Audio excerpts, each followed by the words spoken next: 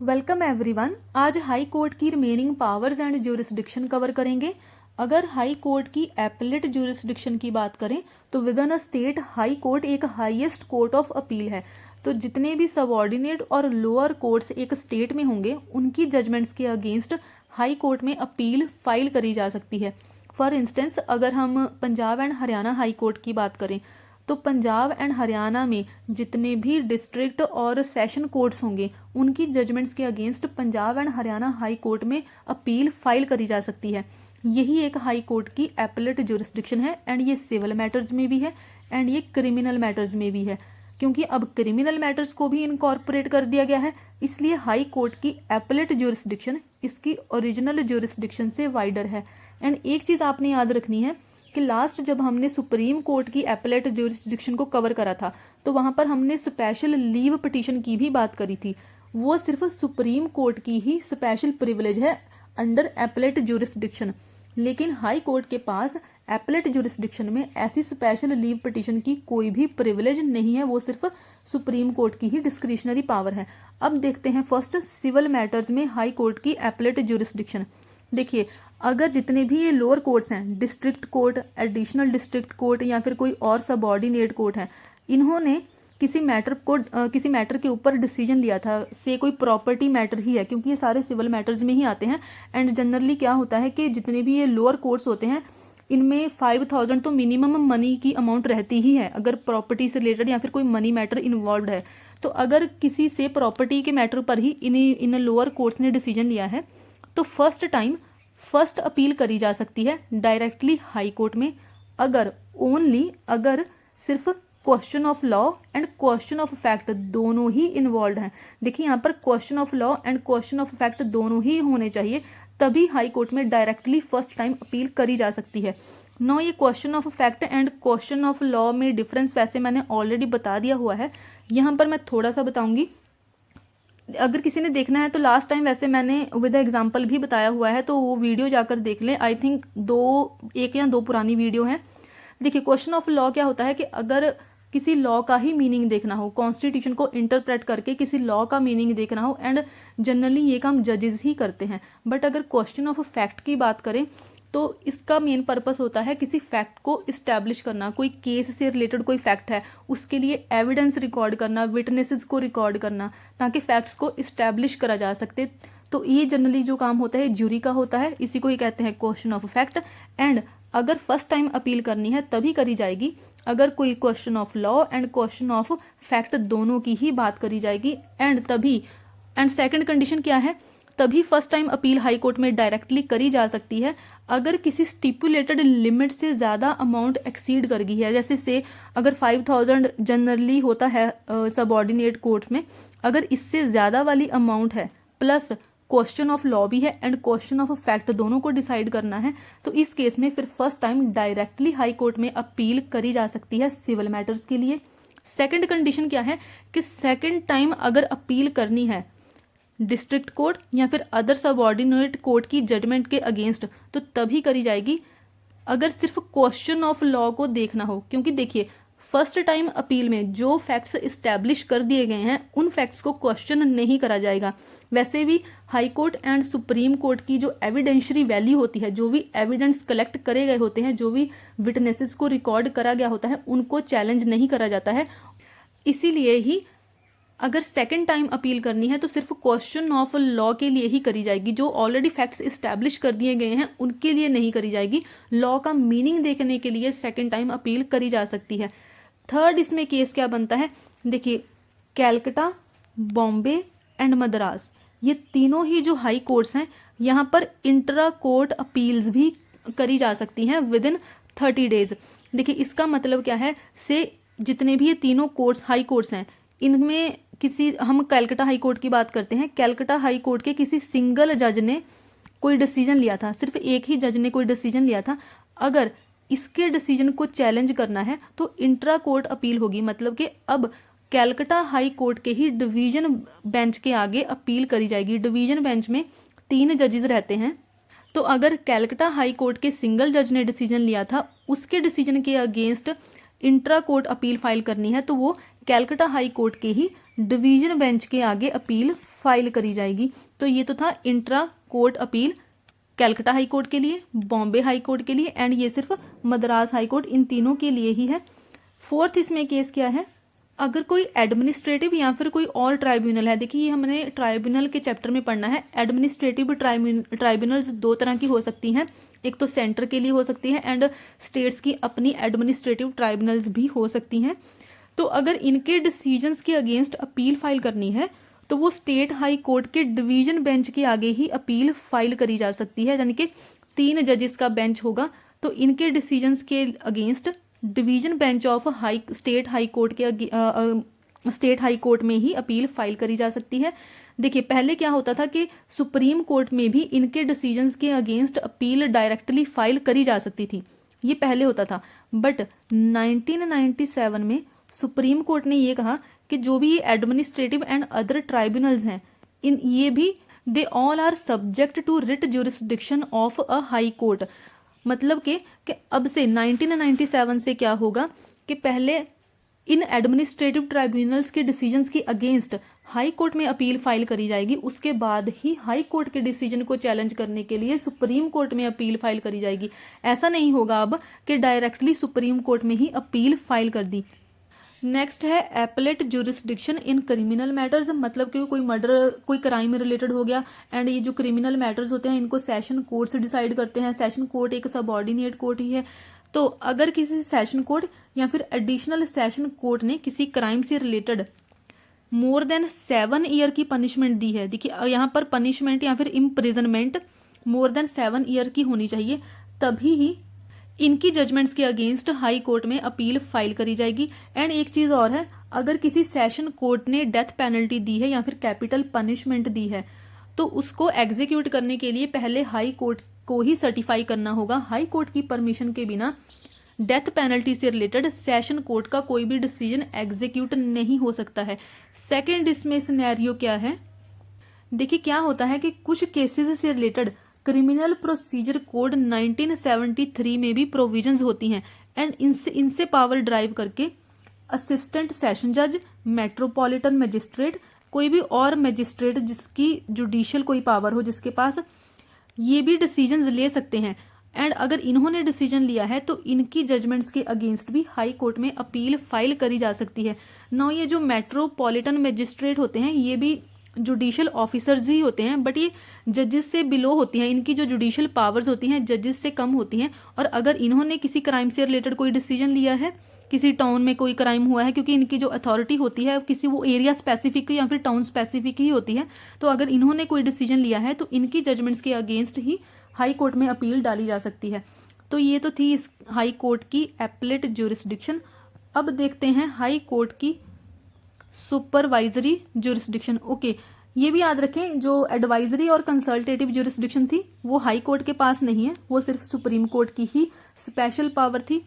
And इससे पहले जो हमने court of record supreme court के टाइम पर पढ़ा था, बहुत डिटेल में देखा था, HN सान्याल कमेटी की भी बात करी थी हमने, ठीक है, वो सेम ही चीज जो हमने कोर्ट ऑफ रिकॉर्ड, कोर्ट का contempt, civil and criminal matters में सुप्रीम कोर्ट में पढ़ा था, वो सेम यहाँ हाई कोर्ट के लिए भी एप्लीकेबल है। सेम ही सारी चीजें हैं, बस यहाँ पर आपने सुप्रीम कोर्ट पढ़ा था, वहां पर आप हाई कोर्ट रिप्लेस करके सेम ही चीज पढ़ सकते हो। तो कल वाली वीडियो ही देख लें अगर किसी ने नहीं देखी है, इसको मैं कवर यहाँ पर नहीं कर रही हूँ।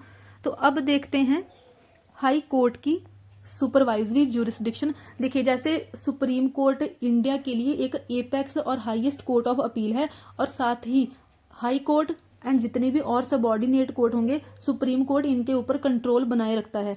ऐसे ही हाई कोर्ट, एक हाई कोर्ट की टेरिटोरियल ज्यूरिसडिक्शन में जितने भी सबऑर्डिनेट और लोअर कोर्ट्स आएंगे, हाई कोर्ट उनके ऊपर कंट्रोल रख सकता है, उनके ऊपर सुपरविजन रख सकता है, सुपरिंटेंडेंस रख सकता है। सारी चाहे कोर्ट्स हों, इसकी एक टेरिटोरियल ज्यूरिसडिक्शन में जितनी भी ट्राइब्यूनल्स हों, सबके ऊपर सुपरिंटेंडेंस एक हाई कोर्ट रख सकता है, except military courts and military tribunals. वैसे भी ये हमेशा हाई कोर्ट्स वगैरह या फिर सुप्रीम कोर्ट इनसे बाहर ही रहते हैं, क्योंकि आर्मी से रिलेटेड अलग लॉ होते हैं, उनके लिए अलग मिलिट्री कोर्ट्स होते हैं आर्मी पर्सनल के क्राइम्स को डिसाइड करने के लिए। सिर्फ इनको छोड़कर बाकी जितने भी एक टेरिटरी में, स्टेट में हाई कोर्ट्स सबऑर्डिनेट कोर्ट्स होंगे या फिर ट्राइब्यूनल्स होंगे, उनके ऊपर एक हाई कोर्ट कंट्रोल रख सकता है। अब देखते हैं कि कंट्रोल कैसे रखा जाता है।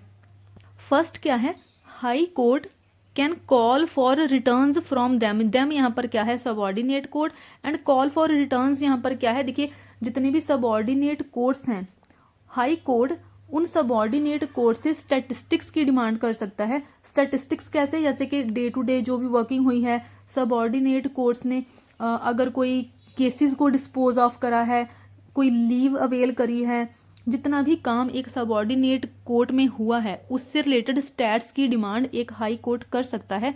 सेकंड कैसे कंट्रोल रखेगा कि high court can make and issue general rules. देखिए हाई कोर्ट सबऑर्डिनेट कोर्ट्स के लिए रूल्स भी बना सकता है, उनकी प्रोसीडिंग्स को भी कंट्रोल कर सकता है, एंड इसके साथ ही एक सबऑर्डिनेट कोर्ट की जो बुक एंट्रीज होंगी, अकाउंट्स मतलब कि उनके एक्सपेंसेस क्या हो रहे हैं, उनके अकाउंट्स को कैसे स्टोर करा जाएगा, कैसे अकाउंट्स तैयार करे जाएंगे, उसके लिए हाई कोर्ट फॉर्म्स भी प्रेस्क्राइब कर सकता है। इसके साथ ही हाई कोर्ट ये भी डिसाइड कर सकता है कि शेरिफ्स, क्लर्क्स, जुडिशियल ऑफिसर्स और जो भी लोअर कोर्ट्स में लीगल प्रैक्टिशनर्स होंगे उनको फीस कितनी दी जाएगी। तो इस वे में एक हाई कोर्ट सबऑर्डिनेट कोर्ट्स के ऊपर कंट्रोल रख सकता है। और देखिए ये बहुत ही ब्रॉड और एक्स्ट्रा ऑर्डिनरी पावर है। ब्रॉड कैसे है, देखिए हमने एपेलेट ज्यूरिसडिक्शन में देखा कि ट्राइब्यूनल्स भी हाई कोर्ट की एपेलेट ज्यूरिसडिक्शन में आती हैं, इनके डिसीजंस के अगेंस्ट भी हाई कोर्ट में अपील फाइल करी जा सकती है। बट यहाँ पर ब्रॉड कैसे है कि देखिए किसी ट्राइब्यूनल के डिसीजन के अगेंस्ट चाहे हाई कोर्ट में अपील फाइल ना भी करी जा सके, क्योंकि जनरली पहले क्या होता था कि जो सेंट्रल एडमिनिस्ट्रेटिव ट्राइब्यूनल्स होती हैं, इनके डिसीजंस के अगेंस्ट जनरली क्या होता है कि हाई कोर्ट्स में अपील नहीं फाइल करी जाती हैं, इनके डिसीजंस इंडिपेंडेंट रहते हैं, ये भी जुडिशियल नेचर की ही होती हैं। बट यहाँ पर क्या है कि चाहे एक ट्राइब्यूनल के डिसीजन के अगेंस्ट हाई कोर्ट में अपील ना भी फाइल करी जाए, तब भी हाई कोर्ट इनको कंट्रोल कर सकता है, इनकी प्रोसीडिंग्स को कंट्रोल कर सकता है, इनके ऊपर सुपरिंटेंडेंस रख सकता है। तो इस तरह से देखिए बहुत ही ब्रॉड पावर है। इसके साथ ही ये एडमिनिस्ट्रेटिव सुपरिंटेंडेंस तो रखता ही है, मतलब कि डे टू डे जो भी सबऑर्डिनेट कोर्ट्स में फंक्शंस हो रहे हैं उसके ऊपर तो कंट्रोल रखेगा ही रखेगा हाई कोर्ट। उसके साथ ही हाई कोर्ट जुडिशियल सुपरिंटेंडेंस भी रखता है, मतलब कि जो भी सबऑर्डिनेट कोर्ट्स जजमेंट्स देंगे, जो भी प्रोनाउंसमेंट्स देंगे, किस वे में देंगे, कैसे वहां पर प्रोसीडिंग्स होंगी सबऑर्डिनेट और लोअर कोर्ट्स में, ये सारी चीज़ों के ऊपर एक हाई कोर्ट कंट्रोल रख सकता है। उसके साथ ही जो हाई कोर्ट की ये सुपरवाइजरी पावर है, ये हाई कोर्ट की एक रिवीजनल ज्यूरिसडिक्शन भी है। इसका मतलब क्या है कि अगर किसी लोअर कोर्ट ने ऑलरेडी डिसीजन ले लिया है एंड उसके अगेंस्ट अपील भी नहीं फाइल करी गई है, तब भी हाई कोर्ट उस लोअर कोर्ट के डिसीजन को रिवाइज कर सकता है, रीहियर कर सकता है। तो ये जो सुपरवाइजरी पावर है ये हाई कोर्ट की एक रिवीजनल पावर भी है, एंड ये सारे काम हाई कोर्ट सू मोटो भी कर सकता है, मतलब कि बिना अपील फाइल करे भी ये सारे काम हाई कोर्ट कर सकता है, रीहियर केसेस को कर सकता है। अब देखिए क्योंकि ये एक एक्स्ट्रा ऑर्डिनरी पावर है तो इसको बहुत ही स्पेयरिंगली और कम यूज करा जाएगा। ऐसा नहीं होगा कि ये हाई कोर्ट के पास एक अनलिमिटेड पावर हो गई। हाई कोर्ट तभी इस पावर का यूज करेगा अगर एक्सेसिव ज्यूरिसडिक्शन की बात हो, कहीं पर किसी लोअर कोर्ट ने डिसीजन लिया है बट वो उसकी अथॉरिटी में आता ही नहीं था, वो उसकी ज्यूरिसडिक्शन में था ही नहीं, तो वो एक्सेस ज्यूरिसडिक्शन हो जाएगी। उस केस में फिर सुपरवाइजरी ज्यूरिसडिक्शन को एक्सरसाइज कर सकता है हाई कोर्ट। अगर ग्रॉस इनजस्टिस हुआ है, कहीं पर एरर ऑफ लॉ हुआ है, लॉ के मीनिंग को अच्छे से नहीं देखा गया है, लॉ को डिसाइड नहीं करा गया है सही ढंग से, उस केस में अगर जो सुपीरियर कोर्ट्स ने जो भी लॉ बनाए हैं उनकी डिसरिस्पेक्ट हुई है, उनका डिसरिगार्ड हुआ है, उस केस में, या फिर जो भी एविडेंस कलेक्ट करे गए हैं, जो भी फाइंडिंग्स रिकॉर्ड करी गई हैं वो मॉरली रॉन्ग हैं, परवर्स नेचर की हैं, तो इन सारी सिचुएशंस में ही एक हाई कोर्ट सुपरवाइजरी ज्यूरिसडिक्शन की पावर को कंट्रोल को एक्सरसाइज कर सकता है। देखिए इसके अलावा, इस सुपरवाइजरी ज्यूरिसडिक्शन के अलावा हाई कोर्ट सबऑर्डिनेट कोर्ट्स के ऊपर एडमिनिस्ट्रेटिव कंट्रोल भी रख सकता है। एडमिनिस्ट्रेटिव कंट्रोल कैसे रखेगा, देखिए जब भी किसी डिस्ट्रिक्ट जज की अपॉइंटमेंट होती है, उसकी पोस्टिंग या प्रमोशन होती है, तो एक गवर्नर हमेशा हाई कोर्ट से कंसल्ट करता है। उसी जिस स्टेट का गवर्नर है उसी स्टेट का गवर्नर उस हाई कोर्ट से, उसी स्टेट के हाई कोर्ट से कंसल्ट करेगा। बट आपको ये भी याद रखना होगा कि जो गवर्नर होता है वो भी इंडिपेंडेंट डिसीजन नहीं होता है, उसके डिसीजंस भी council of minister of states से इन्फ्लुएंस्ड होते हैं। तो गवर्नर हमेशा डिस्ट्रिक्ट जज की अपॉइंटमेंट के लिए हाई कोर्ट को कंसर्न हाई कोर्ट को कंसल्ट करेगा। एंड इसके अलावा और जितनी भी जुडिशियल सर्विस में जो भी पर्सन्स को अपॉइंट करा जाएगा, देखिए एक किसी जुडिशियल सर्विस में सिर्फ डिस्ट्रिक्ट जज तो नहीं होता है, और भी बहुत सारी सिविल पोस्ट होती हैं जो कि डिफरेंट एग्जाम्स के थ्रू जिनकी रिक्रूटमेंट होती है। तो उन सारे पर्सन जिनको रिक्रूट करा गया है उनकी अपॉइंटमेंट से रिलेटेड भी कंसर्न्ड हाई कोर्ट को कंसल्ट करा जाएगा। इसके साथ ही देखिए जितने भी जुडिशियल सर्विस में पर्सन्स होंगे जो भी काम करेंगे सिर्फ डिस्ट्रिक्ट जज को छोड़कर, उन सारे पर्सन्स में डिसिप्लिन को मेंटेन करने का काम भी हाई कोर्ट कर सकता है। ये भी एक एडमिनिस्ट्रेटिव कंट्रोल ही है। इसके साथ ही देखिए हाई कोर्ट सबऑर्डिनेट कोर्ट से केसेस को विदड्रॉ कर सकता है। तब विदड्रॉ करेगा अगर किसी सब्सटेंशियल क्वेश्चन ऑफ लॉ की बात करी जाए, जिसके लिए कॉन्स्टिट्यूशन को रेफर करना पड़े, कॉन्स्टिट्यूशन को एनालाइज करना पड़े, उस केस में फिर हाई कोर्ट सबऑर्डिनेट कोर्ट से केसेस को विदड्रॉ कर सकता है, खुद डिसीजन ले सकता है एंड केसेस को डिस्पोज ऑफ कर सकता है, या फिर सिर्फ जो सब्सटेंशियल क्वेश्चन ऑफ लॉ था सिर्फ उस लॉ का मीनिंग देख के वापिस सबऑर्डिनेट कोर्ट को केस रिटर्न कर देगा। एंड फिर सबऑर्डिनेट कोर्ट हाई कोर्ट के उसी डिसीजन के अकॉर्डिंग ही केस को डिस्पोज ऑफ करेगा। एंड जितने भी हाई कोर्ट की रूलिंग्स होती हैं, जो भी इनके लॉ होते हैं, जजमेंट्स होती हैं, वो सारी सबऑर्डिनेट कोर्ट्स के ऊपर बाइंडिंग रहती हैं। जैसे कि सुप्रीम कोर्ट की सारी रूलिंग्स हाई कोर्ट एंड और बाकी सबऑर्डिनेट कोर्ट्स के ऊपर बाइंडिंग रहती हैं, सेम यहाँ पर भी होता है। लास्ट जो पावर है हाई कोर्ट की वो है पावर ऑफ जुडिशियल रिव्यू। जैसे सुप्रीम कोर्ट के पास पावर है, हाई कोर्ट के पास भी पावर है। हाई कोर्ट भी लॉज की कॉन्स्टिट्यूशनैलिटी, क्या वो कॉन्स्टिट्यूशन की प्रोविजंस के अकॉर्डिंग है, एग्जीक्यूटिव ऑर्डर क्या कॉन्स्टिट्यूशन की प्रोविजंस के अकॉर्डिंग है, हाई कोर्ट भी ये सारी चीज़ों को चेक कर सकता है। एंड अगर हाई कोर्ट को लगता है कि सेंटर या स्टेट के लॉज या फिर एग्जीक्यूटिव ऑर्डर्स कॉन्स्टिट्यूशन की प्रोविजंस के अकॉर्डिंग नहीं है, तो हाई कोर्ट उनको अल्ट्रा वायर्स डिक्लेयर करके उनको अनकॉन्स्टिट्यूशनल डिक्लेयर कर सकता है, उनको नलीफाई कर सकता है। एंड फिर उन लॉज को एनफोर्स भी नहीं करा जाएगा, उनको लागू नहीं करा जाएगा।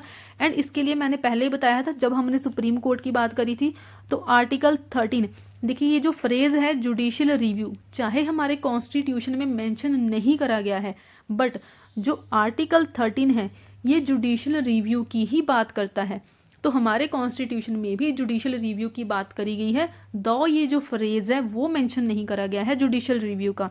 एंड सेम हाई कोर्ट के लिए भी आर्टिकल 13 एंड जो आर्टिकल 226 स्पेसिफिकली हाई कोर्ट के लिए है, ये दोनों आर्टिकल्स के थ्रू हाई कोर्ट के पास जुडिशियल रिव्यू की पावर आती है। एंड कब हाई कोर्ट एक जुडिशियल रिव्यू की पावर को यूज करेगा? अगर फंडामेंटल राइट्स की वायोलेशन हुई हो, या फिर कोई ऐसी अथॉरिटी ने एग्जीक्यूटिव ऑर्डर पास कर दिया जो उसकी ज्यूरिसडिक्शन में आता ही नहीं था, उस बॉडी के पास ऐसी अथॉरिटी थी ही नहीं एग्जीक्यूटिव ऑर्डर को पास करने की, तो उस केस में भी फिर जो हाई कोर्ट है जुडिशियल रिव्यू को यूज कर सकता है। या फिर अगर कोई भी जो लॉ या फिर एग्जीक्यूटिव ऑर्डर है वो कॉन्स्टिट्यूशनल प्रोविजंस के अपोज्ड है, उसके अगेंस्ट है, उस केस में भी। अब देखिए यहाँ पर दो अमेंडमेंट्स हैं, 42nd amendment and 43 amendment. 42nd amendment act ने क्या करा था कि देखिए सेंट्रल लॉ से रिलेटेड हाई कोर्ट की जुडिशियल रिव्यू की पावर को कर्टेल कर दिया था, खत्म कर दिया था सिर्फ सेंट्रल लॉ से रिलेटेड।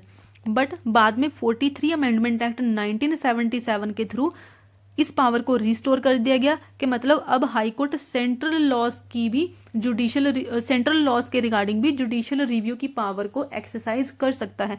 तो देखिए यहाँ पर तो हाई कोर्ट का अब चैप्टर खत्म हो जाता है। एंड आज मैं ये जो नोट्स होंगे वो टेलीग्राम चैनल पर शेयर भी कर दूंगी। एंड प्लीज़ माइंड इट के जितने भी ये नोट्स हैं ये एक्टिव रिकॉलिंग के लिए हैं, जब एग्ज़ाम में बहुत कम टाइम रह जाएगा उस टाइम पर रिवीजन करने के लिए हैं।